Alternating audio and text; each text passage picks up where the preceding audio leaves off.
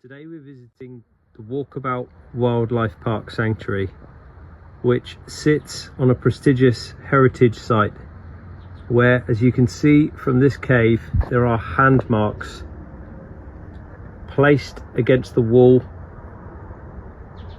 and made with some sort of a natural ochre or dye by spitting around the outside of the hand 4,000 years ago. Absolutely incredible. This is me now just leaving the site of the handprints, which is rightly so protected by some caging, back on this wonderful little bushwalk. We've come in through here. We're heading back out on this path here. The weather today is, despite the incredible sun, just perfect with a breeze coming through the trees here. Don't know where we're about to come out to next. There's probably some more caves and